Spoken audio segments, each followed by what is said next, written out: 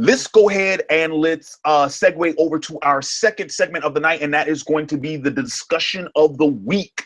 Now, first and foremost, I want to go ahead and thank everybody who's been tuning into the discussion of the week. Thanks so much, everybody who's been watching that segment. I really appreciate it. And by all means, if you have a discussion topic that you want us to tackle in one of our future live streams, please feel free. Go. Actually, this is what I want. You know what? We're gonna shake things up. This is what I want you guys to do. All right. I got a discussion of the week topic for you guys tonight, and I got one for next week. Somebody went ahead and shot me a personal email for a discussion of the week topic. You know what? Shoot me a personal email. If you got a discussion of the week topic, send it to me in a personal email, because I think we've been getting discussion of the week topics lost in the comment section of the live streams, because once the live stream archives, it doesn't archive the comments. I think there's been a lot of discussion of the week topic, good discussion of the week topics that's been getting lost with the technological mishaps and whatnot. So guys, shoot me. If you have a discussion of the week topic, shoot it to me in a personal email at otakuassemble@gmail.com. I don't want any more discussion topics being lost in the fray. So with that being said, this week's discussion of the week topic actually comes courtesy of my little sister. Shout out to you if you're watching. So I want to say about 3 weeks or so ago, my little sister went ahead and she hit me up with a rather interesting discussion topic. I feel like at some point in time, I had to have discussed this on the channel, and I probably have tackled it on several videos in the past. But it's pretty much this idea of the otaku stigma. So just briefly, I'm going to run down. I'm just going to go through the text message that my sister sent me. She says, "Well, I want everyone watching for this one, and I don't know how to title it yet. But basically, there's like this stigma against people who are otaku. I'm sure you experienced it at some point in your life. Like, it's not the cool thing to most people, and a lot of people are into this stuff. A lot of people who are into this stuff are ashamed a lot of times and kind of hide that side of themselves, right? Well, I've noticed this picking on these kind of people more and more recently, and I don't care for it. So there could be some kind of positive discussion that says, hey, we get you guys, do not be ashamed." And she actually tagged me in a video, which I'm pretty sure some of my viewers, some of my subscribers have actually seen this video. I forget the gentleman's name, the young black video creator. He does these anime centric videos, and this one video is a video of him in his basement watching anime, and one by one his group of friends shows up and they're like, "Dude, what are you doing?" It's like, "I'm watching anime." And then they look at the screen and it'll be a clip from like Dragon Ball Z or Naruto or One Piece or something like that, and then they end up sitting down and watching it with them, and the whole thing. And and it's pretty much like they come into his basement with this preconceived notion of what it is he's getting himself, what it is he's doing. But then once they actually see the material for themselves, they get invested in it and they get caught up in watching it. Now my sister also sent me screenshots of some comments that she's seen online, and she says, okay, so something like these would be negative. So she's sending me some of these comments that read, "I'm totally the last guy, XD, unless someone mentions they like anime. I won't say explicit, LOL, or I'll slowly find out their interests. And if it seems like they would like anime, so I'll casually mention a Miyazaki movie to watch. And if they say they love Miyazaki, then they mostly like anime." Okay, so that's a comment with someone saying like, yeah, they don't openly share that they like it unless they know that the person that they're talking to, they're engaging with, is also interested in it as well. And then another one of these say, "Don't get how you watch this stuff. Don't mind for 2-3 hours, but when you watch it for all that with focus," I'm assuming they mean all day because the T is right next to the Y on the QWERTY keyboard. And then they said, "Wow, that I guess they mean all day. Okay. With focus and passion, like you would be answering a questionnaire later on it. Okay. So this is a comment pretty much chastising somebody for like, why are you watching it with so much focus? Like you're going to be quizzed on it later or something like that. Okay. And then finally, she sends me a screenshot of a comment that is more positive. It's true, my brother don't really likes anime. Whenever I talk about anime, he says that I am stupid. But one day I showed him an episode of Tokyo Ghoul, and guess what? He became an otaku and watched the whole series and asked me if there are any other good animes. So pretty much what the whole topic boils down to is how even in this day and age, which kind of surprises me because we're living in a time where geek culture is at the forefront of popular culture. Like we now live in a time where it's actually the cool, like I don't get how it's not the cool thing to be considered a geek, but I guess an otaku specifically, and that pertaining more specifically to Japanese culture, you know, fans of anime and manga, maybe even fans of like J-pop and K-pop and stuff like that.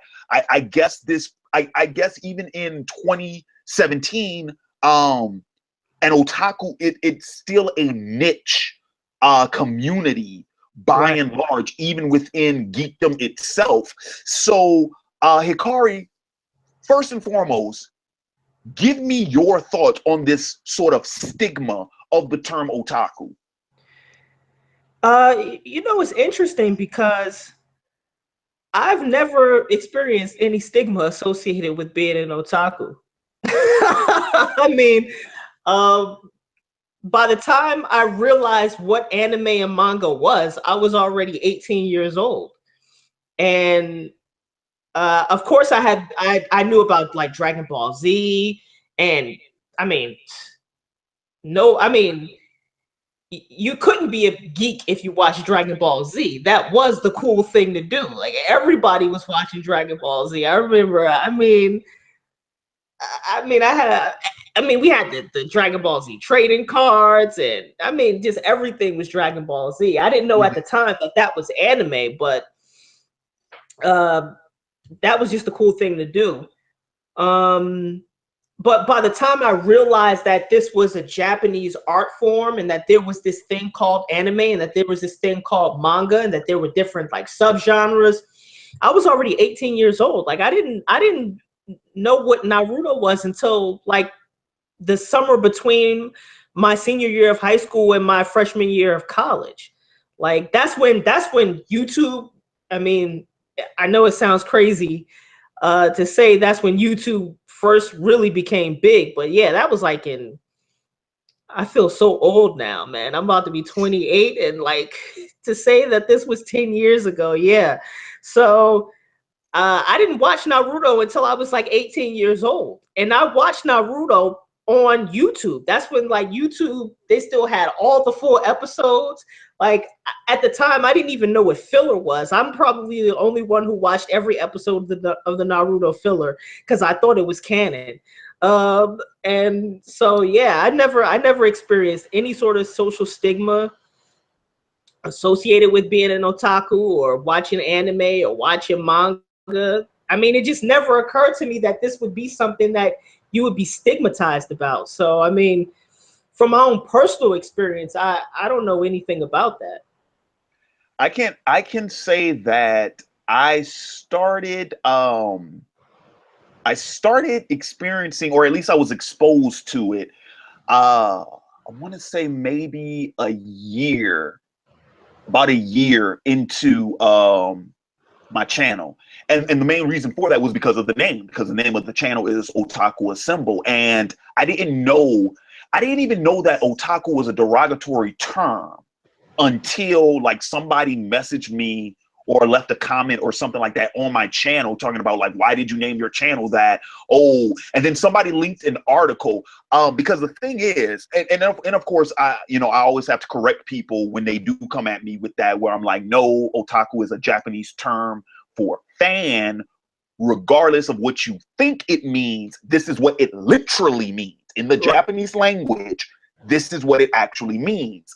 And my channel is called Otaku Assemble because it means fans and then coming together, you know, which is why I have that slogan on the YouTube page where, you know, it says, "Welcome to Otaku Assemble," where fans come together. That was the whole point, that the channel was supposed to be a hub for you know, fans. And yes, it did start out, you know, predominantly anime and manga related, but once again, when I learned what that term actually meant, I'm like, no, this includes I mean, this pretty much includes I mean, anybody can be an otaku, because there are different types of otaku. There are sports otakus.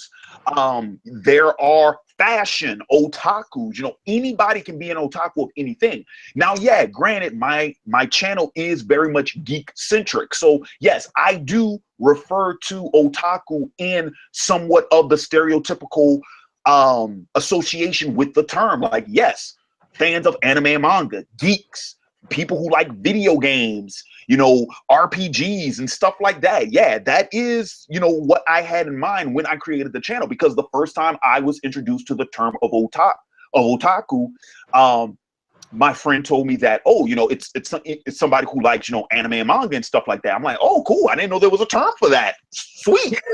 You know, so I just rolled with it. Now, historically speaking, though, the otaku stigma, by and large, and I don't know if you knew this, Hikari, but it comes, that term became really popular. It kind of became mainstream in Japan. I think it was like in the mid to late 90s, might have been, or maybe even late 80s. But there was a guy who, I'm trying to remember what he was. I think he was either a murderer or he was like a pedophile or something like that. Yeah, I think I remember. Yeah. Yeah, and then the thing was, it's like when, you know, when they raided, like because this guy got apprehended, you know, and then they raided his home and they found, you know, a bunch of like anime and a bunch of manga and a lot of lolicon and, you know, and stuff like that. And they coined the term, because what was he, the otaku killer or something like that? But they can't remember, but it started to become associated with people who were like in the basements and like, you know, were like crazed fans. It became something almost akin to a mental illness. Yeah, and ever since that case, in Japan, because it was so high profile, ever since that happened, that term has kind of been associated. I mean, they're, like you said, they're associated with people who are considered to be basement dwellers, closet pedophiles, you know, or I mean, another way of to look at it, you know, you remember when South Park did their World of Warcraft spoof? And there was the guy who was like, oh, you know, who's this player that's beating us like this? And it's like, oh, it has to be somebody with no life. And it's the picture of the fat guy with the Cheetos on his mouth, and he's in his basement, and he's just, you know, so yeah, that sort of like lifeless, grown, closet pervert, obsessed fanboy thing. Yeah, that's kind of what that term has been associated with in Japan. And it is derogatory because you know, when I went ahead and did my research on it, and you know, and stuff like that, you know, I found out that the term otaku in Japan is actually thrown around the same way we throw around the term nerd, or at least the way we used to. Because here's the thing, geek has become chic. Geek is in. That's why everybody refers to themselves as geek, but nobody uses the term nerd. Right. And that's because here, you know, in America and in a lot of Western countries, we still think of nerd as a derogatory state, you know, word. Yeah. I'm probably the only one who refers to himself as a nerd. Right. So, well, I know a few people, and they don't really care. But the thing is, so it's like, yeah, otaku is used like that in Japan. That being said, I've never had a problem with the term. And if nothing else, like after I learned that, about, like that's the history of that term and whatnot, that made me want to use it all the more. Why? Because I do not like the idea that because of one bad example, all of a sudden an entire word is demonized. An entire And then here's the thing, even the legend that has built around, you know, the schematic concept of what an otaku is supposed to be. No, I don't. I think the vast majority of people who consider themselves otaku don't even subscribe to that notion. Right. Why? I think most people don't even. I mean, I never use the word otaku to refer to myself, and I think you're really the only person I know who uses the term that way. I mean, of course, like if you get deep into the culture, some people will refer to themselves as otaku, but for the most part, I had never even really heard of the term being used that way until I ran across your channel. And I think another reason why, I mean, of course, the word has been removed to a certain extent from its cultural context. In Japan, it means something different than it means in America. That's true too.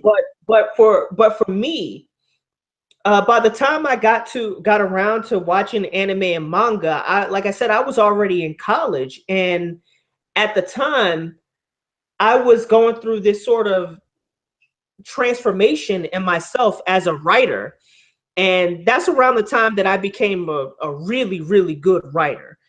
You know, right when I got to be a freshman in college, I really started to become very, very analytical in the way I looked at literature and the way I looked at cartoons and movies and stuff like that. And so the stronger my fascination with anime and manga got, the stronger my sense that it was an art form to be respected got. I mean, like I said, the reason why I started my channel was because I figured, you know, the same rhetorical techniques that you use on Shakespeare or Toni Morrison, those are the same rhetorical techniques that I use to analyze anime and manga. And so to me, there was never any separation between what some people call high culture and what some people consider low culture. To me, they're deserving of our respect, and the same analysis that we would use for one, we should also use for the other. And so that's another reason why the stigma never really manifested for me, because for me as a somebody who's analytical, as somebody whose, you know, job it is to analyze literature, I just respect the art form, and so there was no stigma associated with it for me. Yeah, and I will say this, pretty much to segue over to the main crux of the issue, and that is the manner in which people are treated. People who are fans of anime and manga and things of that nature. I mean, for me, look, I've dealt with this my entire life because I've been a geek my entire life. Not only have I been a geek my entire life, but I've been a geek in the Black community my entire life. So, you know, even, I mean, now here's the thing. I was fortunate enough, you know, when I was like, you know, in early adolescence, elementary school, middle school, things like that, where it's like, no, like you said, anime was the cool thing, you know. Oh, DBZ was cool, Pokemon was cool, Digimon was cool, you know what I mean? So I was fortunate enough to be in that. Oh, and then of course I was a huge wrestling fan when I was little too. So it was like, oh, you know, wrestling's cool. You know what I'm saying? But the thing was, you know, I was also fortunate enough to know, I was like, my interests were so vast that I could pretty fit in just about anywhere, you know. And this became very apparent by the time I got to middle school, because even though I had my core group of friends who very much like me, our interests was very vast. You know, it wasn't just all, you know, anime, manga, cartoon, comics and stuff like that. Like, no, I could go to any group. I could go chop it up with the jocks about football. You know what I'm saying? And I could spit football stats for them. You know what I'm saying? I could talk about, you know, oh man, did you see the Lakers game last night? You know what? Because I was a Lakers fan back then. You know, I could go chop it up about the Lakers. I could go talk with the dudes standing on the corner talking about, hey man, you heard, because 50 had just came out back then. Yeah. Man, you heard 50's new track? I'm like, yeah, man, that was so sick. You know, and M guest starred on it. I was like, yeah, dude, and I could spit those lyrics verbatim. You know, so I was fortunate enough to where I had enough interest to where I could kind of, you know, carry on a conversation, you know, with anybody. But I will say this, by the time I got to high school was when that's, you know, the bullying, the hazing, that sort of thing. That's where I started experiencing it, you know, personally myself. But I did, and I will say this. I was kind of fortunate too, because like when I was a freshman, dude, I had a lot of friends who were seniors, and not too many people messed with a freshman who had a bunch of seniors as friends. So, right. So I was fortunate there, you know, because I had a lot of friends who were most of my friends were actually upperclassmen. So I had a lot of upperclassmen friends, and like I said, I had a lot of friends in different cliques. So I didn't really get messed with too much, but I also got really selective of who I deemed my friends in high school. And I went through my, you know, oh, I want to fit in with everybody phase. That lasted all of about a year. Dude, by my second semester junior year was straight up like, no, this is my crew. This is who I kick it with. And yeah, most of them were geeks. Most of them were what I would consider otaku. But you know what? I was cool with it. Why? Because I like, dude, some of my best friends I would describe like that. And I'm sorry, but I would not trade any one of them just so that I would get hassled any less, just so that I would get harassed any less. Like, I would not trade them, you know. And yeah, granted, some of my friends weren't the stereotypical geeks, you know. Hell, one of my best friends, the dude was built like a brick house. I'm talking about my man was, you know, Dwayne Johnson, you know, Vin Diesel. And guess what? He can tell you DBZ power levels. He be the first one to talk about, oh man, yeah, dude, that Naruto episode was insane, bro. Like, you know what I'm saying? So it's like, yeah, even like that's the other thing too. Even when I would get messed with in high school, half of the time it was like, you mess with me, you gotta go through 12 other cats who come in all shapes and sizes, and we all in the same stuff. You know what I'm saying? So. But I really got to the point where I sort of value the company I keep, and I value the clique I had so much to where what other people thought about what it was that I liked did not bother me at all. You know, and now, dude, by the time I started up OAW, no, dude, like, I'm sorry, but that idea, you know, that the demonization of the term otaku, nah. I flipped the script on that one. I'm like, I'm gonna turn this into a badge of honor. And you know, and you know what else? I'm gonna say this too.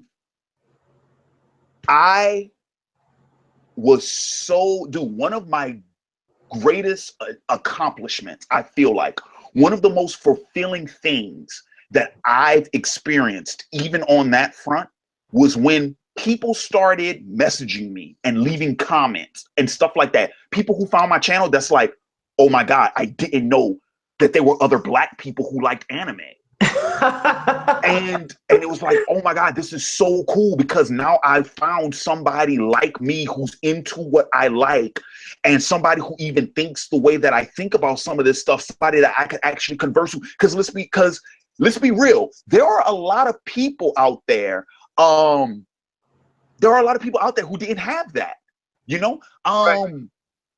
I mean, dude, I can think of two people. I don't know if they're still part of the YouTube anime community. You know, shout out, if you remember, Darius and crap, I'm forgetting the username. But like both of them, you know, both young Black cats, both Louisiana boys, but they live in King for Jason. For Jason, yeah. It's like both of, you know, Darius and For Jason, shout out to them, by the way. But, you know, they both live in rural areas. So they don't have other, you know, brothers around them who are into the same stuff, which was another reason why they gravitated to YouTube and to the YouTube anime community the way that they did. Right. But so yeah, it's like you know, I feel like I've seen it on both sides, and but yeah, nothing was as good as, you know, getting those comments and reading those messages from those people, you know, saying, man, you know, I appreciate, you know, the content you putting up, you know, stuff like that. Because all I ever wanted from Jump, dude, that's when I found out that Otaku Symbol was a success.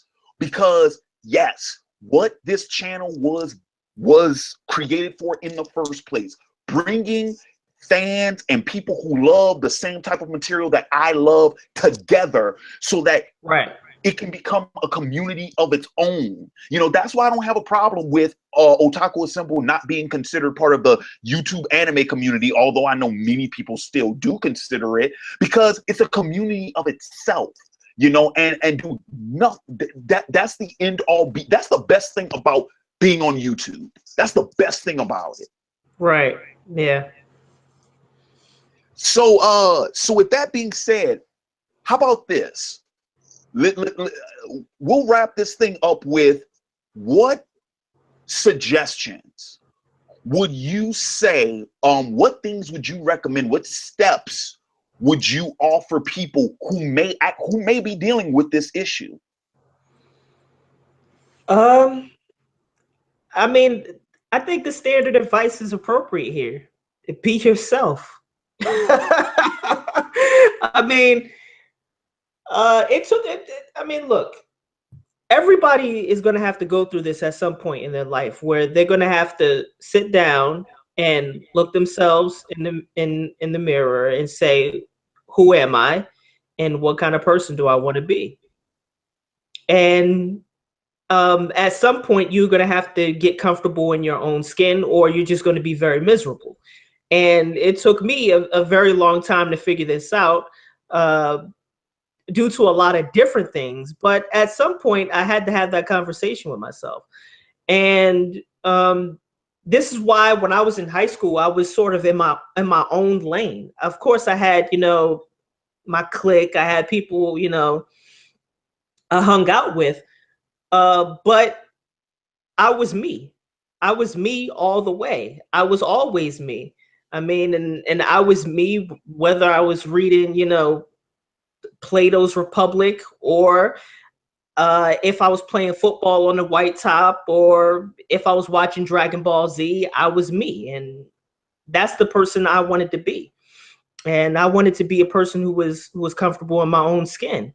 And so if you're dealing with this issue, the first thing you got to do is be comfortable with yourself, and then gravitate towards people who have the same interests you do. You know, I mean, no matter what type of person you are in the world, there's other people who have similar interests to you. That's very nicely said. And yeah, pretty much my thoughts on it are like you said. Just be yourself. Be authentic to who you are. But I'm going to take this a step further, because I'm not going to lie to you, man. When I tell you, when I was in high school, second semester junior year, dude, I sort of had an epiphany, if you will, because like my junior year was pretty rough because I was displaced. Let me not. Well, academically, I was displaced because that was Hurricane Katrina. That was 2005. That was Hurricane Katrina. It was the start of my junior year. And dude, I went to 3 high schools in 2 months. Yeah, from the end of August to the beginning of October, I had gone to 3 different high schools. My original high school, which I had been for the last 2 years, and where all my friends were, and not just friends that I made at that school, but I'm talking about even friends that I had gone to middle school and elementary school with. Like, you know, that was my main school. And then Katrina happened. And yeah, you know, my family was fortunate enough to where we didn't have to move necessarily, but you know, I was displaced out in, you know, the country for like a month, where, you know, because me and my dad evacuated. And then, you know, I enrolled in school out there because I didn't know how long it was going to be before my school opened back up. And then my mom ended up putting me in another school. So, I mean, dude, I was bouncing around, and yeah, I went out of my way to try and fit in with the people at those different schools. You know, I had to acclimate myself to my environment. But the thing was, dude, like that, when I got to that final school, which is the same one that I graduated from, you know, just trying to fit in with those kids and what they were into and things of that nature, dude, when I failed 2 classes, and we only took 4 classes because we were block schedule. We did semester. So you took 4 classes a semester, 8 classes for the whole year, which was different from my original school, which was you just took 7 classes the entire year. Yeah. So, I mean, dude, I pretty much I aced 2 classes and I failed 2 classes. I had a C average that semester, dude. And this was my second to last year in school. And I was trying to go to college. And I was trying to go to college out of state. And I needed a scholarship because I knew I wouldn't be able to afford to go out of state. Dude, that woke me up. Not only that, dude, but also, you know, I had finally realized this cold hard truth. And for anybody listening, I want y'all to hear me well when I say this, especially to my younger viewers. People are going to think what they want to think about you, regardless of what it is you actually do. Right. People act contrary to what you might believe. And there are actually studies that support this. People actually make up a full-blown impression of who you are within like the first 30 seconds of meeting you. And half of that impression is before you even open your mouth, which is why so many people care so much about how they look, because people will make half of their first impression on you just based upon how you look, and they'll make the second half off of the first 30 seconds of their interaction with you. So here's the thing. Thank God I learned from an early age that people are going to think what they want to think about you regardless. And guess what? If you try too hard to fit in, you won't be accepted because they're like, oh, you're trying too hard. But guess what else?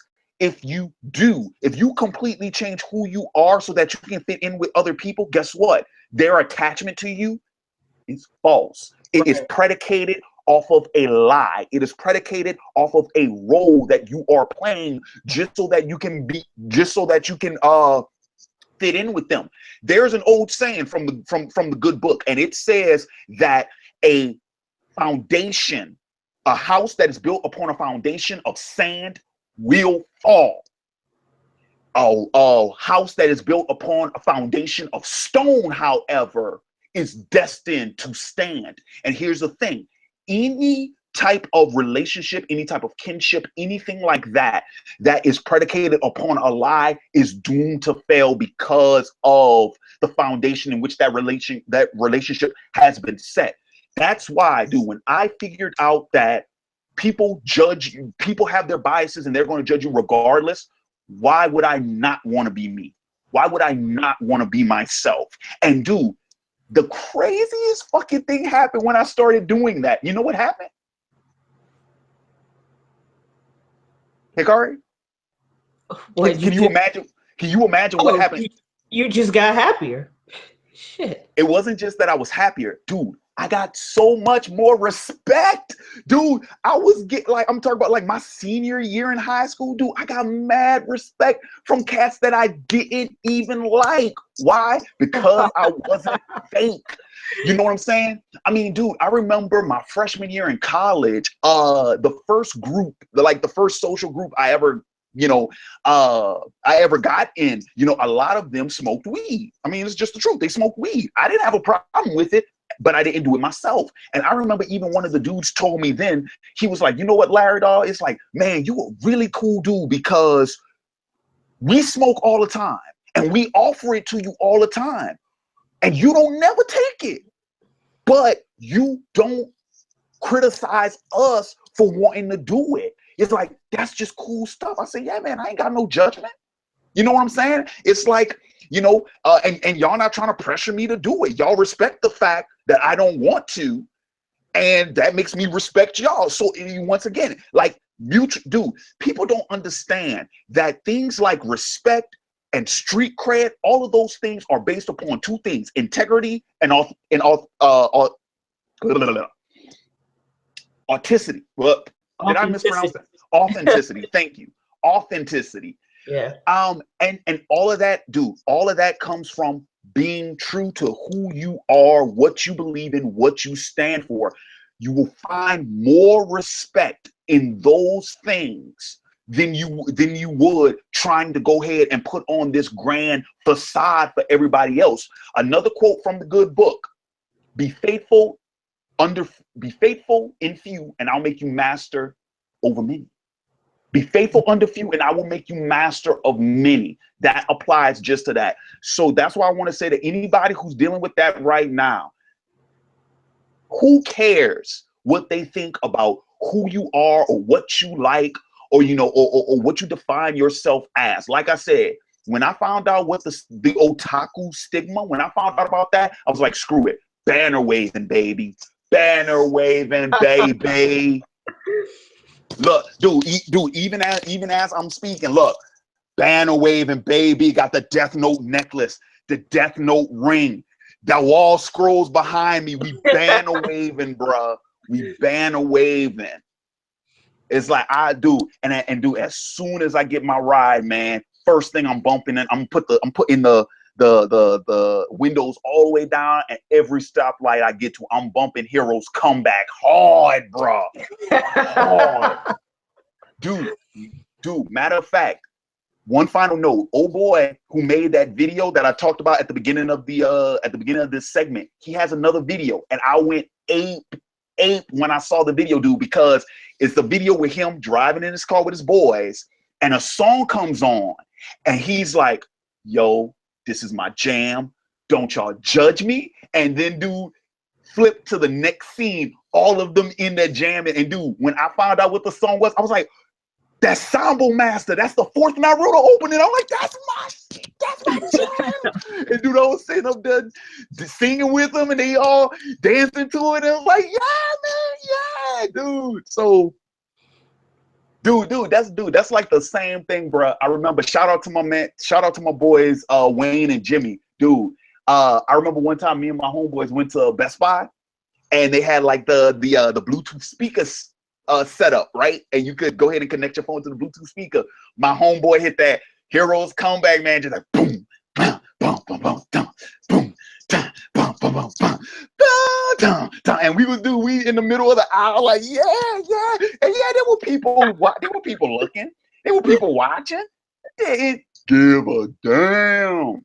So I'm not necessarily saying that you gotta wild out, every time you out in public and whatnot, but don't hide who you are, man. Be proud of it. You know what I'm saying? And that's what it's all about, man. That's really what it's all about. All right. So, any final thoughts on this one, Hikari? No, I think we fired on all cylinders on that one. Sweet. All right, so that's going to go ahead and wrap up this week's discussion of the week video segment. Once again, I want to take this opportunity to thank all of my live viewers, all 76 of you guys. Thanks so much for joining us again tonight, and thanks everybody watching this segment afterwards. Once again, I appreciate it. And one final note: if you have a discussion of the week topic that you want to see us tackle in a future live stream, please feel free, send those to me in a personal email at otakuassemble@gmail.com.